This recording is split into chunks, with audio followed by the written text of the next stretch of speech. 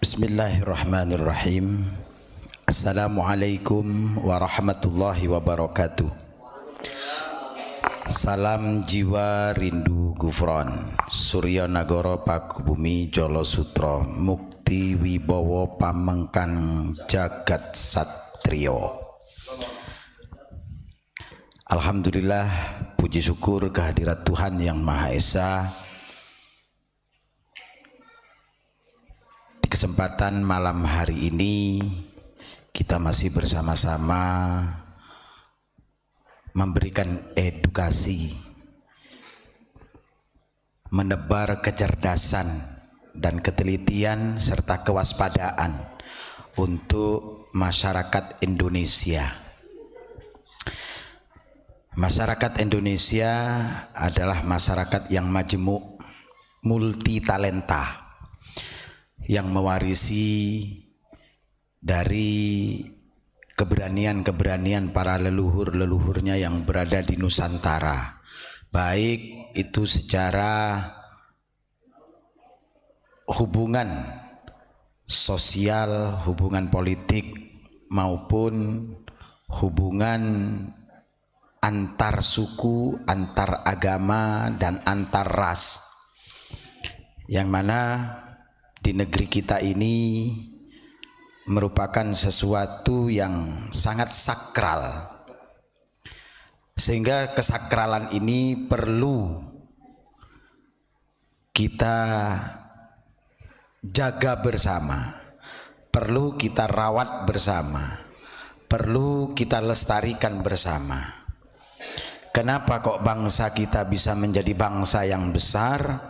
Karena bangsa kita adalah bangsa yang bermartabat, bukan karena melihat nasab dan keturunannya. Bangsa Indonesia sejak zaman dulu, sebelum kemerdekaan Republik Indonesia, sudah merupakan satu bangsa yang diperhitungkan, di mana dari banyak bangsa, dari banyak negara yang ada di muka bumi ini, yang menjadikan Indonesia itu adalah barometer keilmuan, barometer kebudayaan, barometer tradisi dari leluhur.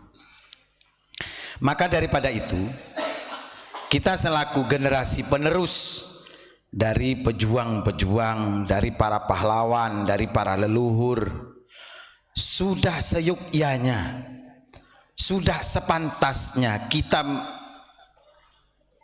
mengambil peran, ikut berperan serta dalam mencerdaskan kehidupan bangsa Indonesia untuk memiliki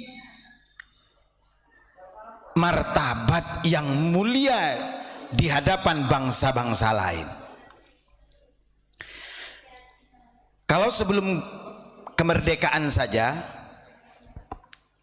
para leluhur-leluhur di Indonesia ini, di tanah Jawa, di tanah Nusantara ini memiliki semboyan,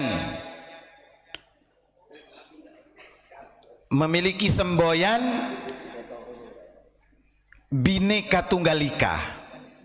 Walaupun berbeda-beda akan tetap menjadi satu, akan menjadi merah putih, akan menjadi NKRI, dan akan menjadi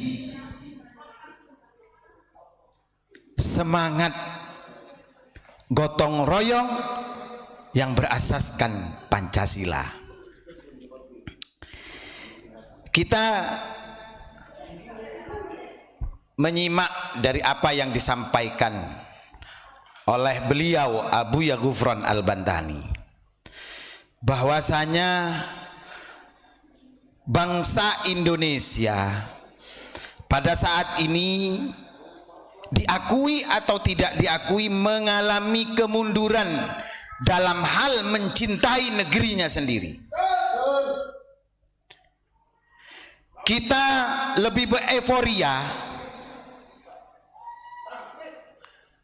dengan kepentingan negara-negara orang lain, dengan simbol-simbol negara orang lain, sementara kita melupakan apa yang telah diperjuangkan oleh para pahlawan untuk bangsa kita, untuk negeri kita, untuk negara Republik Indonesia.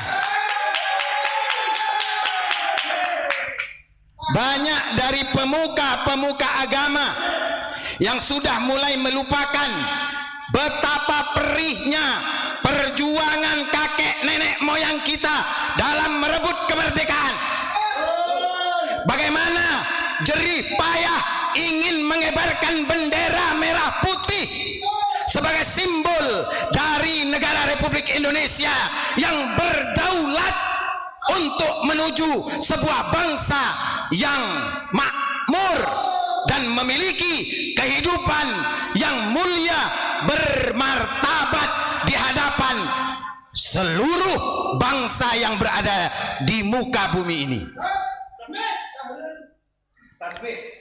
Kalau kita lihat sejarah, betapa para alim ulama ketika itu diminta rujukan oleh para intelektualitas pendiri-pendiri negeri ini yang diwakili oleh tokoh-tokoh para pahlawan-pahlawan, baik itu yang berperang langsung maupun yang menjadi diplomat. Bagaimana jerih payahnya para pahlawan-pahlawan ingin memerdekakan bangsa Indonesia ini dengan seutuhnya. Betapa para alim ulama, tokoh-tokoh agama diminta untuk memberikan referensi ketika Presiden Soekarno beserta para jenderal, beserta para prajurit, beserta para pejuang-pejuang ingin membebaskan Irian Barat yang sekarang populer kita sebut dengan saudara kita Papua. Bukan dengan sedikit darah yang harus mengalir untuk memerdekakan dan membebaskan negeri Irian Barat sebagai negeri yang bebas, negeri yang berdaulat.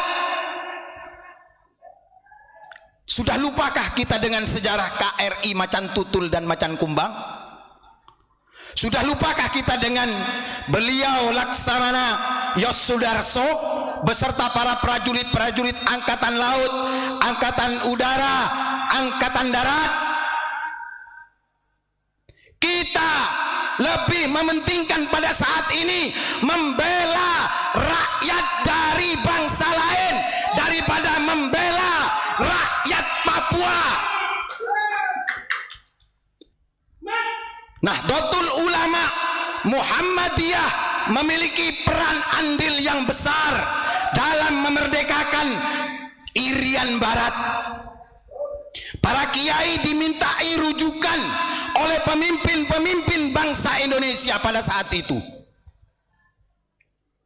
Tapi kenapa ketika Papua sudah bergabung, Papua menjadi bagian dari NKRI ini, banyak dari pemimpin-pemimpin bangsa Indonesia pada saat ini, banyak dari tokoh-tokoh agama, tokoh-tokoh budaya, tokoh-tokoh lintas agama melupakan saudara-saudara kita yang sebangsa dan senasionalis, bahkan seagama, yang berada di ujung timur negeri Indonesia, Papua. Kita lupa. Kita lebih senang mengajari anak-anak santri dengan mengibarkan bendera orang lain daripada bendera negeri kita sendiri yang telah ditebus oleh para pahlawan dengan cucuran keringat, dengan genangan darah, bahkan pengorbanan nyawa dari para pahlawan-pahlawan kemerdekaan.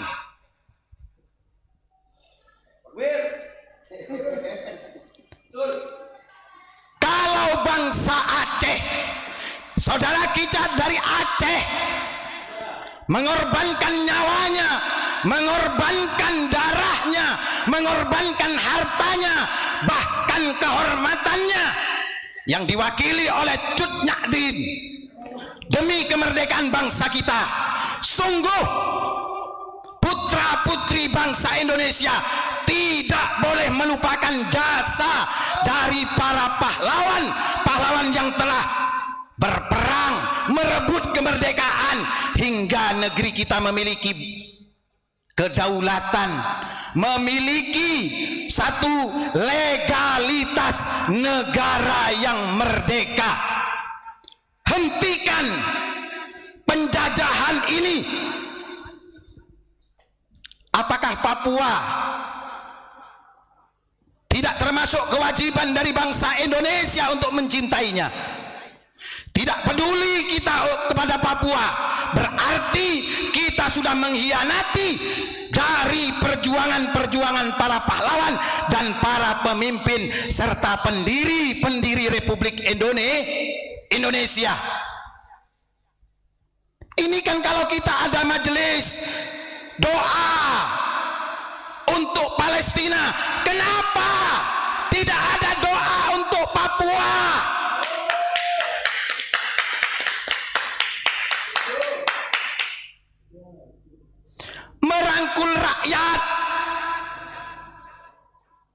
Merangkul rakyat tidak harus menumpahkan darah rakyat. Ketika pemerintah memberikan teguran kepada saudara-saudara kita di Papua sana, dampingi oleh tokoh-tokoh agama. Karena walau bagaimanapun rakyat Papua adalah rakyat Indonesia. Wajib fardu ain bagi anak-anak negeri Indonesia untuk membela Papua.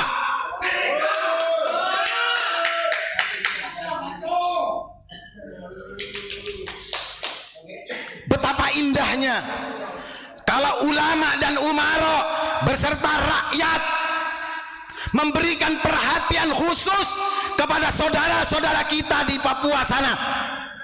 Para kiai-kiai, para pengasuh-pengasuh pondok pesantren merealisasikan, membuktikan kecintaannya kepada Papua dengan memberikan subsidi, dengan memberikan sumbangsih ilmu pengetahuannya kepada Papua.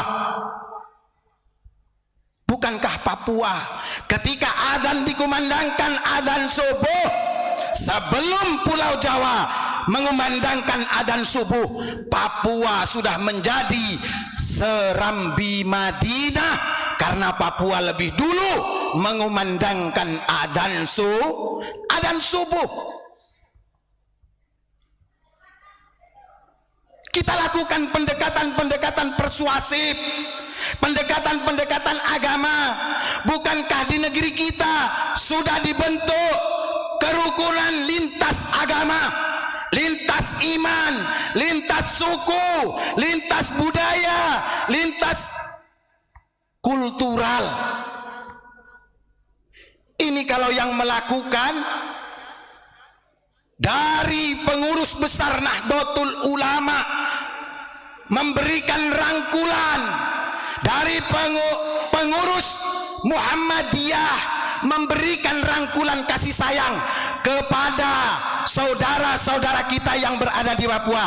Saya yakin tidak akan ada lagi rakyat Papua yang merasa dianaktirikan.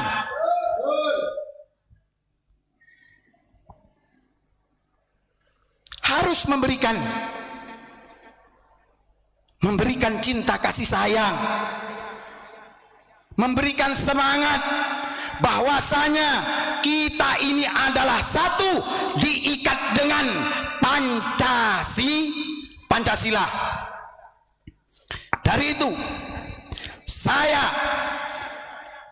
mengikuti langkah dari beliau Kiai Haji Muhammad Abdul Ghufran Al-Bantani, berpesan kepada seluruh capres dan cawapres yang sedang berkompetisi di pesta demokrasi ini. Siapapun yang terpilih menjadi pemimpin di Indonesia, jangan sakiti rakyat Indonesia dari Sabang sampai Papua.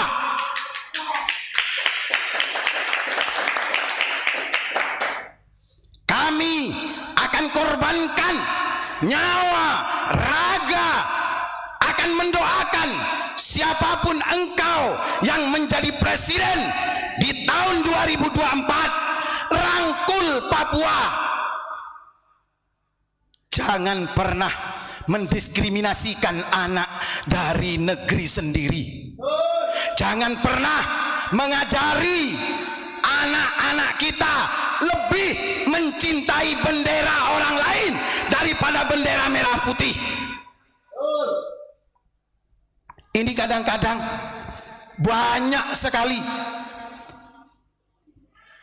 dari pemimpin-pemimpin lembaga-lembaga pendidikan, baik itu formal ataupun non formal, lembaga pendidikan keagamaan maupun lembaga pendidikan swasta,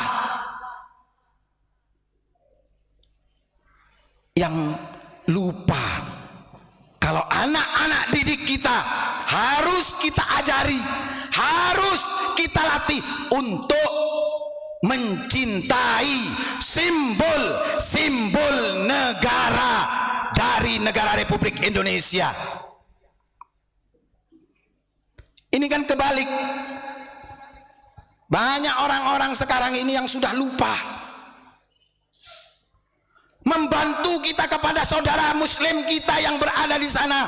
Bagus, tapi jangan lupakan saudara sendiri yang berada di pedalaman Kalimantan, pedalaman Sumatera, di pedalaman Ambon, di kepulauan-kepulauan.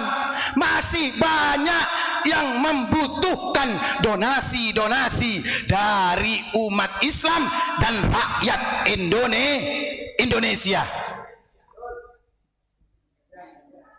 Oke, sementara begitu saja dulu Gus. Mungkin nanti bisa kita lanjut di sesi yang berikutnya. Assalamualaikum warahmatullahi wabarakatuh.